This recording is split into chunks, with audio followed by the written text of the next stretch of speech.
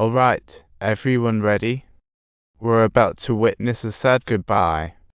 However, when the words were right on the tip of her tongue, it felt as though they were lodged in her throat, rendering her unable to utter them. At that very moment, Cecidai suddenly injected a touch of seasoning into the atmosphere. The two scrambled to tidy up, shuffling in and out of the kitchen like searching a needle in a haystack. Robbie arrived punctually for dinner. Laughter echoed throughout the dinner, while Bryony sat there like a tiger waiting to pounce, her gaze fixated on one person. Perhaps it was something in her heart that made Robbie feel like an ant sitting on a hot frying pan. Suddenly, everyone realized the two cousins were missing, like they were all hit by a high-pitched alarm. As she wandered around the estate looking for the kids, Bryony began to feel nervous, like a detective on a mission. When she raised the flashlight, the scene before her looked like a page from a horror book. Her cousin Lola was lying in the grass, like a bear that dozed off accidentally. Her pale face shone in the moonlight and flashlight, looking scarier than any Halloween ghost. Suddenly, a shadow darted by like a cheetah leaping from the bushes. Bryony felt a little panicked, but spoke with the confidence of a street magician. "I saw him." Without thinking, Bryony quickly pinned it all on Robbie, convincing herself she was the embodiment of justice. She pushed an innocent person toward doom, not knowing the wheel of fate had already begun to spin. This wrong decision lurked in her life like a villain. The police arrived, their heavy footsteps shattering the silence like an alarm clock. "Do you know whether it was him?" "Yes, I've seen him. Those eyes seemed like they could talk." Bryony insisted like a country judge, narrating everything that she supposedly saw. To boost her credibility, she whipped out that letter filled with feelings, like planting seeds.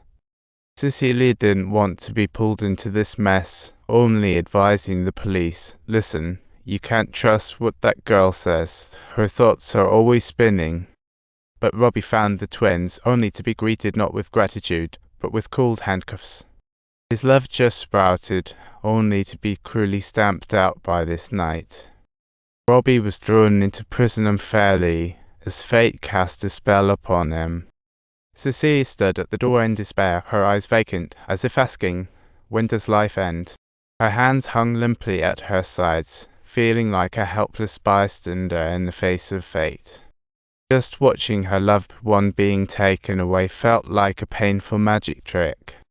Meanwhile, Bryony perched at the window, her eyes glistening with tears as she pondered. Perhaps she never imagined things would go this far, but reality dealt her quite a blow. Robbie's life was shattered by her own hands, and her heart crumbled with this event. 4 years felt like a long nightmare, endlessly tormenting them. Cecilia kept writing letters filled with longing, as if she wanted to tear through the sky. She hated her sister's childishness and stupidity, but blamed her family's injustice even more. Ultimately, she decided to leave this suffocating home and embrace a new life. She threw herself into nursing, trying to numb her inner pain with busy work. In 1939, the flames of war spread, ensnaring everyone. Even Robbie, who was confined and locked away in prison, was not spared from this situation. On the eve of the war, he encountered Cecilia once more, and after all those passing years, it felt just like their very first encounter. In the photo, a small white house by the beach sparkled under the sunlight like a little fairy. Just looking at it, Robbie felt as if he could smell the salty sea breeze rushing in. After a passionate kiss, Cecilia slowly turned to leave, as if engraving his name into her heart. His slender silhouette vanished in the sunset like magic. Watching his love fade away felt like being stabbed, just like that night 4 years ago. From then on, that little house became the beacon of hope for Robbie, like a lighthouse for a sleepwalker. In the darkness, it served as his only light of hope. Before dawn, the field was eerily quiet, with a cold wind carrying the scent of gunpowder like whispers of history. He carefully tucked that letter full of longing into his pocket.